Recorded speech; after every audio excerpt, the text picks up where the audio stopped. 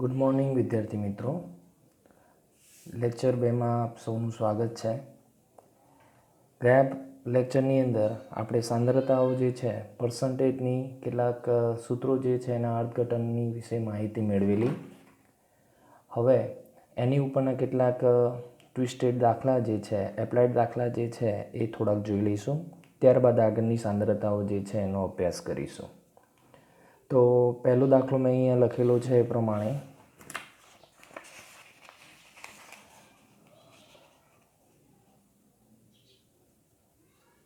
10 ગ્રામ NaClનું 100 ml દ્રાવણ બનાવેલું હોય તો તે દ્રાવણની સાંદ્રતા પર્સન્ટેજ W/Wમાં કેટલી થાય, અને સાથે સાથે દ્રાવણની ઘનતા એ વખતે આપેલી છે 1.2 ગ્રામ પ્રતિ ml.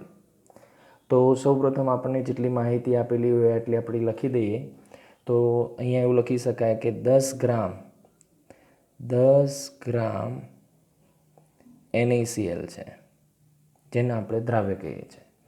100 ml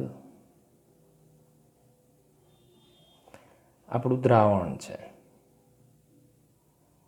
અને શોધવાનું છે પર્સન્ટેજ W/W. તો કાલે સિમ્પલ છે આ તો કે પર્સન્ટેજ W/W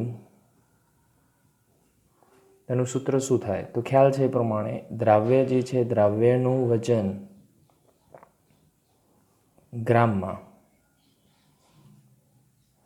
ભાગ્યા દ્રાવણનું વજન એ પણ ગ્રામમાં, અને ટકાવારી હંમેશા 100 હોય. તો અહીંયા આપણને ખબર છે કે દ્રાવ્યનું વજન અહીંયા 10 ગ્રામ આપેલું છે, જ્યારે દ્રાવણ જે છે એનું વજન આપેલું નથી, કદ આપેલું છે. પણ કદનું વજનમાં રૂપાંતર કરવા માટે આપણને ઘનતા આપેલી છે. દરેક જણ આપણે જાણીએ છીએ કે ઘનતા જે છે ઘનતા બરાબર દળ ભાગ્યા કદ. જો દળને આપણે અહીંયા કરતા બનાવીએ તો કે દળ બરાબર ઘનતા ગુણ્યા કદ થાય. તો ઘનતા આપેલી છે 1.2, કદ આપેલું છે 100. તો અહીંયા આપણને સ્પષ્ટ દેખાય છે કે એક અહીંયા શૂન્ય જતા રહેશે, તો આપણને અહીંયા જવાબ મળશે 120. તો 120 એ શું બની ગયું હવે? તો કે ગ્રામ. તો 120 ગ્રામ દ્રાવ્ય થયું. તો હવે કિંમતો જે છે કિંમતો મૂકી દઈએ. તો અહીંયા દ્રાવ્ય જે છે દ્રાવ્યનું વજન આપેલું છે 10, નીચે આપેલું છે દ્રાવણનું વજન આપેલું છે 120, અને અહીંયા આપેલા છે 100. ફરીથી શૂન્ય શૂન્ય જતા રહેશે. 100 ભાગ્યા 12. તો 100 ભાગ્યા 12, તો 12 જે છે 12 વડે એનો ભાગાકાર કરીને આપણે એનું દશાંશ જે છે ચિહ્ન મેળવી શકીએ. તો આની અંદર તો 12 જે છે 12 સિત્તું 84, 12 પંચું 96, 96 એટલે 5, 4 વધ્યા 0. તો 12 જે છે 12 તરી 36, 4 વધ્યા ફરીથી પાછા 12 તરી 36, તો 33 આવી જશે. તો આ આપણી મારી પર્સન્ટેજ W/W આન્સર. આ તો એકદમ સહેલો દાખલો હતો. થોડોક ટ્વિસ્ટ આપણે દાખલો જોઈએ. એક સાંદ્રતામાંથી બીજી સાંદ્રતામાં કેવી રીતે જવાય. તો જો તમારા દાખલાની રકમને એ બધું કંઈ લખવું હોય, નોટ્સ બનાવવાની હોય, તો એ પ્રમાણે આપણે ખાસ નોટ્સ જે છે પોતાની બનાવવાની. અગાઉ બી કીધેલું છે કે વિડીયો પોઝ કરી દેજો. પોઝ કરીને એનો સ્ક્રીનશોટ લઈને પછી તમે શાંતિથી લખી શકશો. બીજો દાખલો છે 10% W/V ખાંડના જલીય દ્રાવણની સાંદ્રતા પર્સન્ટેજ W/Wમાં શોધો. ફરીથી દ્રાવણની ઘનતા જે છે તમને આપી છે 1.25 ગ્રામ પ્રતિ ml. તો અહીંયા આપણે 10% W/V જે છે એની ઉપરથી દ્રાવ્ય અને દ્રાવક બંને અલગ કરવા પડશે. તો ગયા પિરિયડમાં ગયા લેક્ચરની અંદર આપણે 10%નો મિનિંગ અર્થ શું થાય એની આપણે ચર્ચા કરેલી. તો ડાયરેક્ટ આપણે અહીંયા લખવું હોય તો એવું લખી શકીએ કે 10%, તો અહીંયા લખી દેવાનું 10 ગ્રામ અને અહીંયા લખી દેવાનું 100 ml, એટલે કે અંશમાં 10 ગ્રામ છેદમાં 100 ml. તો આપણે એનું અર્થઘટન જે છે ડાયરેક્ટ લખી શકીએ 100 ml દ્રાવણમાં 10 ગ્રામ દ્રાવ્ય, અથવા ઉલટું 10 ગ્રામ દ્રાવ્ય શેમાં, તો કે 100 ml દ્રાવણમાં. ઓકે, તો અહીંયા આપણે એવું લખી શકીએ, એટલે કે 10 ગ્રામ કોણ છે, ખાંડ. તો 10 ગ્રામ સુગર, ખાંડ જે છે ખાંડ એ 100 ml દ્રાવણમાં છે. તો ફરીથી આપણે શોધવાનું છે %W/W. ઉપર અંશમાં પણ વજન, છેદમાં પણ વજન. તો અહીંયા વજન જે છે એક બાજુ આપેલું છે, અહીંયા વજન આપેલું નથી. તો કદ આપેલું છે, તો કદનું આપણે વજનમાં રૂપાંતર કરવા માટે ઘનતાનો ઉપયોગ કરીશું, જેવી રીતે અગાઉ બી આપણે એનો ઉપયોગ કરેલો છે. તો એ પ્રમાણે આપણે ઘનતા જે છે, ઘનતાનો સૂત્ર વાપરીએ તો દળ બરાબર ઘનતા ગુણ્યા અહીંયા કદ જે છે લખી દઈએ. તો ઘનતા આપેલી છે 1.25 ગુણ્યા કદ કેટલું આપેલું છે, તો કે 100. બરાબર, તો અહીંયા જવાબ મળશે 125, એકમ થશે એનો ગ્રામ. હવે આપણું સૂત્ર અહીંયા %W/W મૂકી દઈએ. હવે દરેકને ખ્યાલ છે એટલે આપણે વધારે લખીશું નહીં. ઉપર દ્રાવ્યનું વજન, તો દ્રાવ્યનું વજન આપેલું છે 10. નીચે દ્રાવણનું વજન આપેલું છે 125 ગુણ્યા અહીંયા આવશે ટકાવારી હંમેશા 100માં. તો અહીંયા આપણે છેદ ઉડાડીએ તો 25, અહીંયા જે છે 25 ચોક 100 અને અહીંયા આવશે 25 પંચા 125. બરાબર, 10 ચોક 40, 40/5, તો કે 8 પંચું 40. તો આપણો થશે જવાબ 8. જો ઉલટું આપેલું હોય તો પણ એનું અર્થઘટન જે છે અર્થઘટન આપણે કરી શકીએ છીએ. દાખલા તરીકે અહીંયા આપેલો છે એક દાખલો, 10% W/W ખાંડના જલીય દ્રાવણની સાંદ્રતા %W/Vમાં કેટલી થાય. તો દ્રાવણની ઘનતા જે છે, દ્રાવણની ઘનતા ફરીથી આપેલી છે અહીંયા 1.2. તો ફક્ત આપણે અહીંયા વિચારવાનું કે ઉપરની બાજુએ આપણે આવું લખી શકીએ કે અંશમાં જે આપેલું છે એ 10 ગ્રામ, છેદમાં આપેલું છે એ 100 ગ્રામ. તો કે 100 ગ્રામ દ્રાવણમાં 10 ગ્રામ દ્રાવ્ય, ફરીથી કોણ છે, ખાંડ. દાખલા તરીકે અહીંયા લખીએ તો 10% W/W માં ખાંડ એટલે કે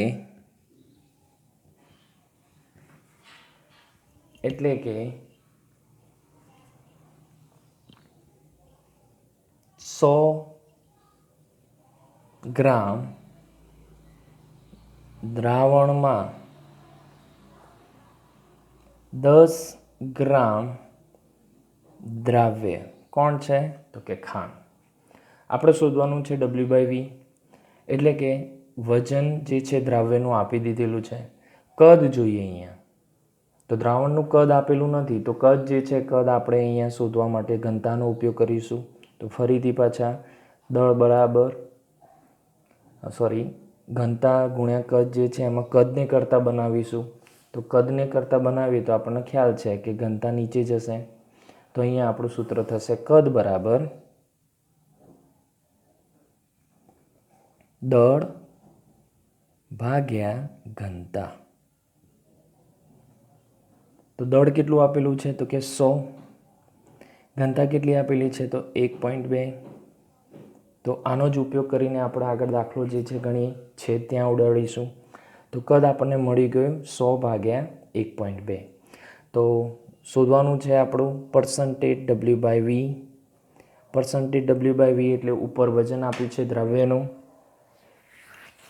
વજન આપેલું છે 10 ગ્રામ, તો કે 10 ગ્રામ ખાંડ છે, ભાગ્યા કદ જે છે લેવાનું છે દ્રાવણનું, તો કે 100/1.2 અને ટકાવારી હંમેશા 100માં હોય.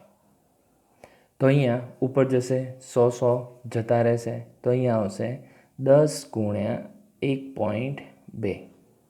પોઈન્ટ કાઢી દઈશું તો જવાબ આપણને મળશે 12% W/V, જે આપણો ફાઇનલ આન્સર છે. તો આવી રીતે કોઈ પણ દાખલા આપેલા હોય તો તમને આ 3 વાળા જે છે એના અર્થઘટન જો આવડતા હશે તો સરળતાથી તમે ગણી શકશો. નેક્સ્ટ એના પછી આપણે આગળની સાંદ્રતા જોઈએ. તો આગળની સાંદ્રતામાં મહત્ત્વની સાંદ્રતા જે છે એની આપણે થોડીક પહેલી ચર્ચા કરી દઈએ, જેનું નામ છે પાર્ટ્સ પર મિલિયન. પાર્ટ્સ પર મિલિયન, જેને આપણે કહીએ છીએ ppm. ppm સિવાય ppb પણ પૂછી શકાય છે, બિલિયન. તો જો તમને ppm આવડતું હશે તો બિલિયન પણ આવડી જશે. તમને ખ્યાલ છે એ પ્રમાણે મિલિયન એટલે 10 લાખ અને 10 લાખ એટલે 10⁶ કહેવાય. તો આ જે છે 10⁶ એક ભાગ, જેને આપણે કહીએ છીએ પાર્ટ્સ પર મિલિયન. પાર્ટ્સ એટલે ભાગ. દાખલા તરીકે અહીંયા ઉદાહરણ લેવું હોય તેવું લઈ શકાય. 2 ppm ખાંડ આપેલી છે. એનો મિનિંગ એવો થાય કે 2 ગ્રામ ખાંડ એ 10⁶ ગ્રામ દ્રાવણમાં હોય. એટલે ટોટલ જથ્થો 10⁶ લેવામાં આવે તો એમાં 2 ગ્રામ ખાંડ છે. એટલે અહીંયા અંશમાં બી વજન છે, છેદમાં બી વજન છે, માટે આ જે છે એ %W/Wમાં ppm કહેવાય.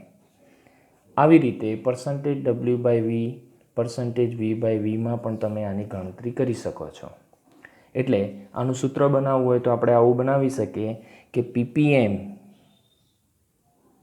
પણ ક્યારે, તો કે %W/Wમાં. તો %W/Wમાંનું સૂત્ર થાય ઘટકના ગ્રામ અથવા તો પાર્ટ્સની સંખ્યા અથવા તો દ્રાવ્યના ગ્રામ, દ્રાવ્યનું વજન જે છે વજન ભાગ્યા દ્રાવણનું વજન, અથવા તો દ્રાવણમાં રહેલા બધા જ ભાગની એટલે કે પાર્ટ્સની કુલ સંખ્યા. અને કુલ સંખ્યા કેટલામાં ભાગમાં જોવાની છે, તો કે 10⁶ ભાગમાં, એટલે ગુણ્યા 10⁶. આ સૂત્રનો ઉપયોગ કરીને આપણે કોઈ પણ જે છે એની ગણતરી કરી શકીએ. દાખલા તરીકે NCERT બુકમાં આપેલું છે એ પ્રમાણે 1 લીટર જો દરિયાનું પાણી લેવામાં આવે, 1 લીટર દરિયાનું પાણી, વિદ્યાર્થી મિત્રો અહીંયા દરિયાનું પાણી જે છે એને આપણે બ્રાઇન પણ કહી શકીએ છીએ, બ્રાઇન. તો 1 લીટર દરિયાનું પાણી આપેલું હોય તો કેલ્ક્યુલેશન પ્રમાણે 6 × 10⁻³ ગ્રામ દ્રાવ્ય જે છે ઓક્સિજન રહેલો છે. તો આપણે સ્પષ્ટપણે અહીંયા કહી શકીએ કે પાણીની ઘનતા 1 છે અને પાણીની ઘનતા 1 હોય તો આપણે એનું વજન જે છે વજન પણ લખી શકીએ. પણ એક્ઝેક્ટલી અહીંયા 1030 ગ્રામ પાણીનું વજન થાય છે એવું કેલ્ક્યુલેટ પહેલેથી કરેલું છે ઘનતા પ્રમાણે. તો એ પ્રમાણે આના પણ ગ્રામ છે. તો આપણે અહીંયા ppm શોધવા હોય તો સ્પષ્ટ શોધી શકીએ છીએ કે ppm બરાબર દ્રાવ્યનું વજન, તો કે 6 × 10⁻³ ભાગ્યા દ્રાવણનું આપણું વજન અથવા તો કુલ ભાગની સંખ્યા, તો કે ટોટલ કેટલું દ્રાવણ છે, તો કે 1 લીટર, એના ગ્રામ તો કે 1030 × 10⁶. સાદું રૂપ આપતા આપણને એટલો ખ્યાલ આવશે કે અહીંયા જવાબ જે છે જવાબ આપણને મળશે 5.8 અને 5.8 જે છે એ આપણા થશે ppm. જો આનું અર્થઘટન બોલવું હોય તો આપણે એવું બોલી શકીએ કે 5.8 ગ્રામ પ્રતિ કેટલા ભાગમાં, તો કે 10⁶ ગ્રામ ભાગમાં રહેલો છે. તો આ થઈ આપણા ppmની વાત જે W/Wમાં હતી. આવી જ રીતે આપણે W/V અને V/Vમાં પણ શોધી શકીએ. નેક્સ્ટ એના પછી આપણે બીજી એક સાંદ્રતા જોઈશું. બીજી સાંદ્રતા પણ ખૂબ જ મહત્ત્વની છે બોર્ડ લેવલે બધા જ. દાખલા તરીકે ગુજકેટમાં પણ એનો ઉપયોગ ખૂબ જ વધારે થાય છે, જેનું નામ છે મોલ ફ્રેક્શન, મોલ અંશ. મોલ અંશને દર્શાવવા માટે ઝીટાનો ઉપયોગ થાય છે, ઝીટા, અથવા તો ઈટાનો ઉપયોગ થાય છે, જે તમે ફિઝિક્સમાં આવા કેટલાક પેરામીટરો શીખેલા છો. પણ મોસ્ટલી મોટાભાગની રેફરન્સોની અંદર ઝીટાનો ઉપયોગ વધારે કરે છે. ઘણા એને એક્સથી પણ દર્શાવી દે છે, પણ એક્ઝેક્ટલી એને દર્શાવવાની રીત જે છે ઝીટા છે. તો આને સમજવા માટે આપણે એક બીકર લઈએ.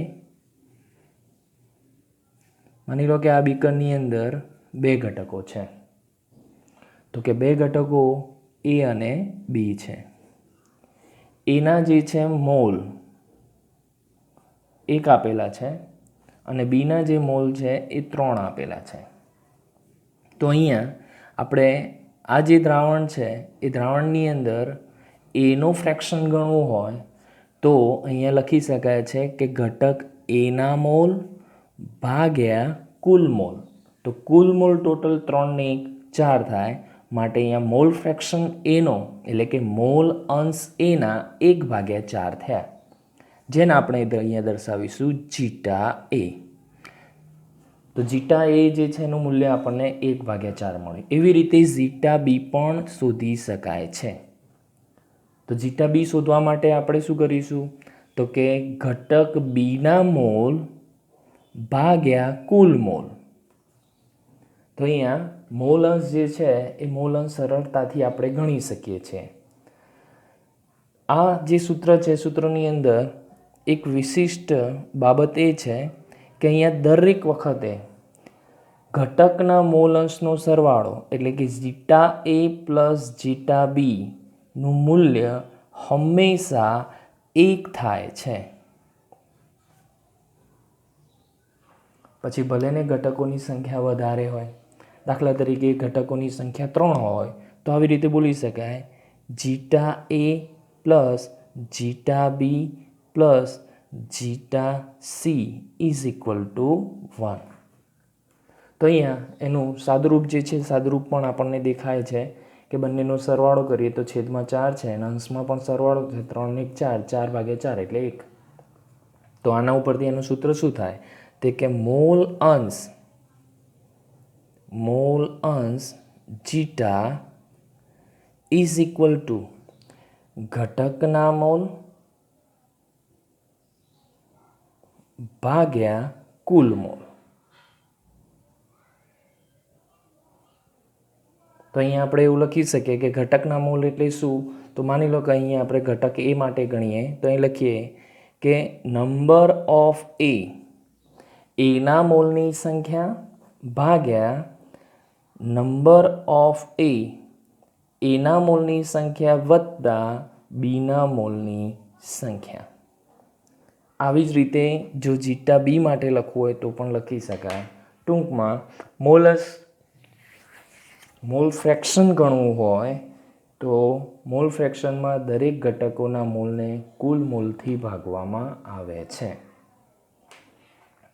તો નેક્સ્ટ આના પછીના જે છે ઉદાહરણો આપણે પહેલાં જોઈ લઈએ. તો બીજું એક છે ક્રમ પ્રમાણે જોઈએ તો મોલારિટી.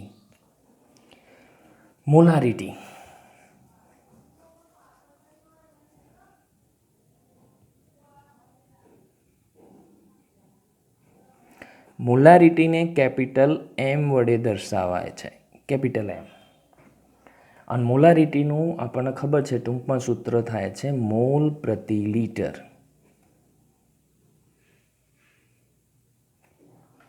ધોરણ 11માં આપણે ખૂબ જ વ્યવસ્થિત રીતે આ બધા શીખી ગયેલા છીએ. મોલ પ્રતિ લીટર. અને તમને એ બી ખ્યાલ છે કે મોલ એટલે શું? તો કે મોલ બરાબર વજન, દ્રાવ્યનું વજન ભાગ્યા એનો અણુભાર, આણ્વીય દળ. મોલ પ્રતિ લીટર.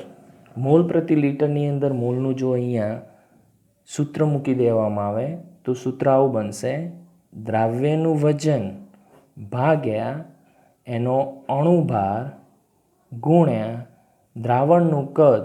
શેમાં? તો કે લીટરમાં. તો ફરીથી પાછા આ જે અર્થઘટન છે એ અર્થઘટનનો ખૂબ જ ઉપયોગ કરવાનો છે. દાખલા તરીકે એક્ઝામ્પલ જોઈએ.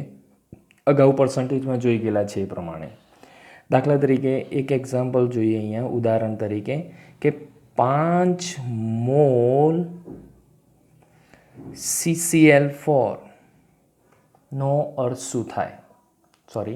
5 મોલર CCl4 નો અર્થ શું થાય?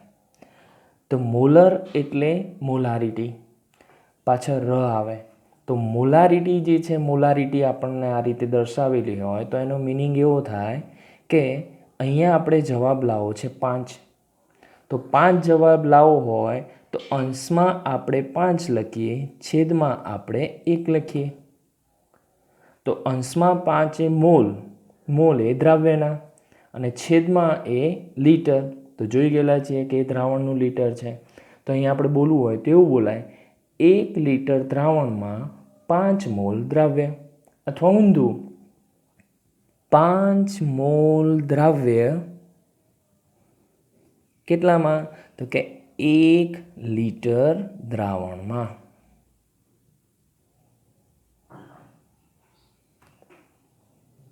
માની લો કે એ રીતે આમ આપેલું હોય કે 2.5 મોલર, આ સંજ્ઞા છે મોલર NaOH. તો એનું મિનિંગ શું થાય? એટલે કે 1 લીટર દ્રાવણમાં 2.5 મોલ શું? તો કે NaOH. અને આ જે અર્થઘટન છે એનો આપણને ભરપૂર ઉપયોગ 11 ધોરણમાં દાખલાઓની અંદર કરી દીધેલો છે. એટલે આપણે નેક્સ્ટ સૂત્ર તરફ જઈશું. તો મોલારિટી જે છે, મોલારિટીની જેમ બીજો એક પેરામીટર છે, એની આપણે વાત કરીએ.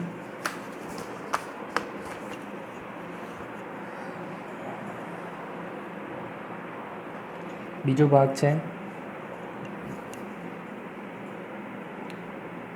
મોલાલિટી.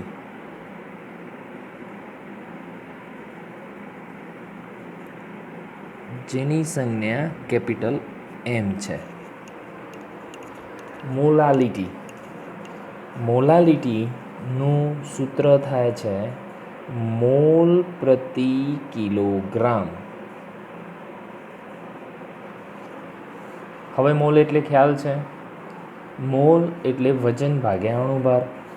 તો અહીંયા થોડુંક ધ્યાન રાખવા જેવી બાબત છે કે અહીંયા જે વજન આવવાનું છે દ્રાવ્યનું આવવાનું છે, કે દ્રાવ્યનું વજન ગ્રામમાં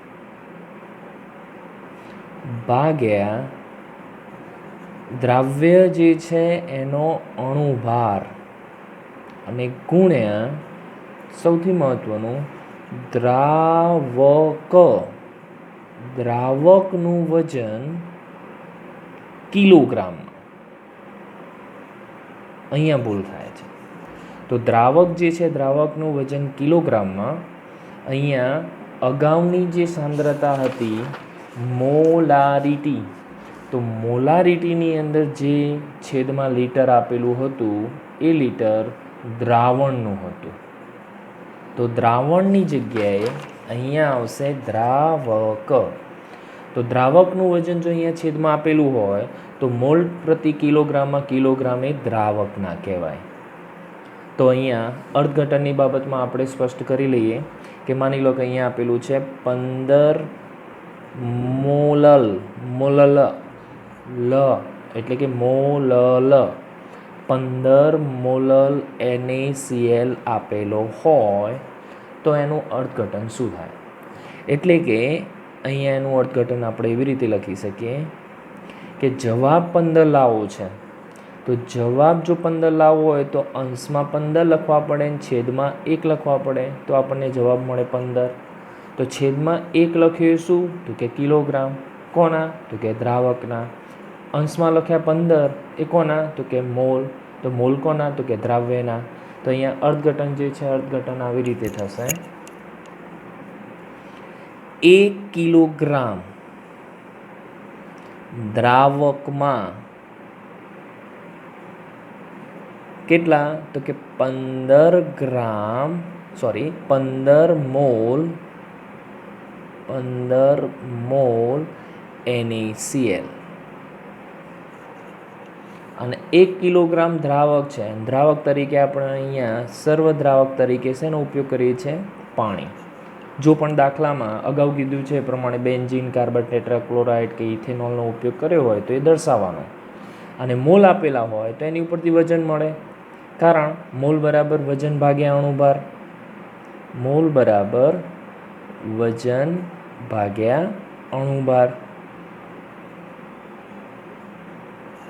તો વજન ન કરતાં બનાવીએ તો શું થાય? તો કે વજન બરાબર મોલ ગુણ્યા અણુભાર.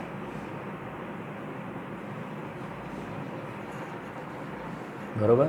તો મોલ જે છે મોલ આપણને આપી દીધેલા છે 15 અને 15 ગુણ્યા અણુભાર. NaCl જે છે NaClનો અણુભાર સોડિયમનો 23 અને ક્લોરીનનો 35.5. તો આપણને થશે 5 × 3 = 8, 3 × 2 = 5. તો અહીંયા થશે 58.5. તો આવી રીતે જે વજન મળ્યું એ વજન આપણું કોનું કહેવાશે? તો કે NaClનું. અને NaClનું એટલે દ્રવ્યનું. તો કેટલાક દાખલામાં દ્રાવ્ય અને દ્રાવકનો સરવાળો કરીને, દાખલા તરીકે અહીંયા આટલા ગ્રામ આપેલું છે તો અહીંયા કેટલા ગ્રામ લઈ શકાય? તો કે 1000 ગ્રામ. તો દ્રાવક અને દ્રાવ્યનો સરવાળો કરીએ તો આપણને દ્રાવણ મળશે. તો કેટલાક પેરામીટર જે છે એની અંદર આપણે આવી રીતે અર્થઘટન જે છે અર્થઘટનનો ઉપયોગ કરીશું. તો ચલો આવી રીતે અન્ય અર્થઘટન તરીકે આપણે એક બીજું ઉદાહરણ લઈએ. નંબર 2 માની લો કે 1.2 મોલલ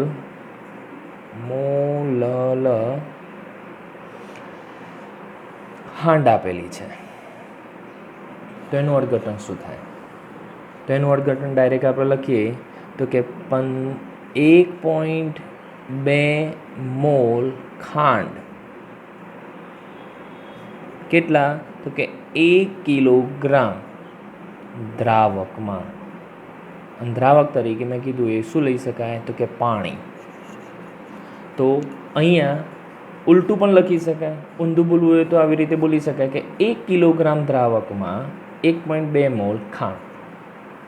તો એ પ્રમાણે આપણે અહીંયા લખીએ તો 1.2 મોલ ખાંડ આપેલી છે. તો મોલનું આપણે વજનમાં રૂપાંતર કરવું તો હમણાં જોયું પ્રમાણે વજન જે છે વજન બરાબર શું થશે? મોલ ગુણ્યા અણુભાર. તો કે વજન બરાબર મોલ ગુણ્યા અણુભાર. તો મોલ કેટલા આપેલા છે? તો કે 1.2. અણુભાર ખાંડ સુક્રોઝ ખાંડ જે છે એનું સૂત્ર છે C12H22O11 અને એનો અણુભાર થશે 342. તમને કેલ્ક્યુલેટ કરતા આવડે છે. કાર્બનના 12, હાઇડ્રોજનનો 1, ઓક્સિજનનો 16. તો એ પ્રમાણે આપણને અહીંયા મળી જશે ગ્રામ. આટલા ગ્રામ ખાંડ છે અને દ્રાવક આપેલો છે જેના ગ્રામ થશે 1000. 1000 ગ્રામ દ્રાવક. અને દ્રાવક અને દ્રાવ્ય બંને ભેગા કરીને આપણે એમાંથી દ્રાવણ બનાવી શકીશું. જો અર્થઘટન આવડશે તો 12મા ધોરણની અંદર જે આપણે કોમ્યુલેટિવ પ્રોપર્ટીઝ એટલે કે સંખ્યાત્મક ગુણધર્મો જે શીખવાના છે એ સંખ્યાત્મક ગુણધર્મો સરળતાથી આવડી જશે. એની ઉપરના દાખલા જે છે એ અર્થઘટન દ્વારા ગણવાના છે. એટલે આ બહુ મહત્ત્વનું છે. ભલે 11માના દાખલા રિવાઇઝ ના કરેલા હોય, પરંતુ જેનું અર્થઘટન ખાલી આવડતું હશે એટલે જ કીધું કે ફિઝિકલ કેમિસ્ટ્રી 12માનું બહુ જ સહેલું છે. થોડુંક ધ્યાન આપવાની જરૂર છે. હવે છેલ્લી એકમ જે છે એની સાંદ્રતાની વાત કરી લઈએ. ભલે NCERT બુકની અંદર ધોરણ 12માં આપેલી નથી, પણ જરૂરી છે.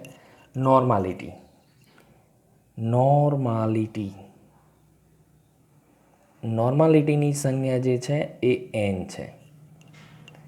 નોર્માલિટી જે છે, નોર્માલિટીમાં સૂત્ર આપણને ખ્યાલ છે એ પ્રમાણે અહીંયા એવું લખાય છે, દ્રાવ્યનું વજન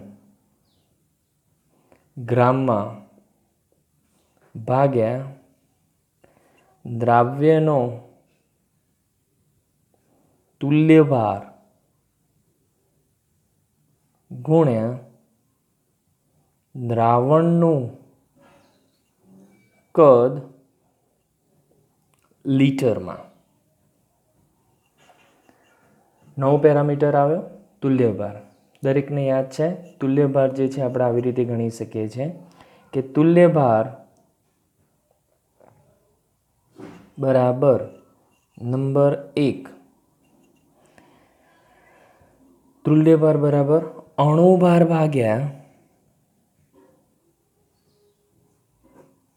સંયોજકતા. સંયોજકતા એ દરેકમાં H+ અને OH- ની સંખ્યા છે. એસિડમાં બેઝિકતા હોય, બેઝમાં એસિડિકતા હોય. એ પ્રમાણે બીજું સૂત્ર જે છે, બીજું સૂત્ર આવી રીતે લખી શકાય કે તુલ્યભાર બરાબર અણુભાર ભાગ્યા ઓક્સિડેશન આંકમાં થતો ફેરફાર.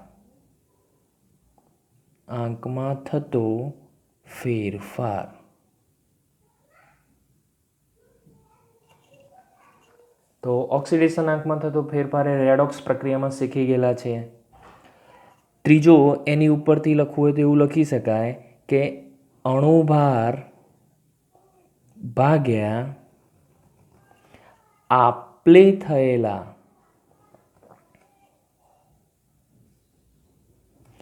ઇલેક્ટ્રોનની સંખ્યા.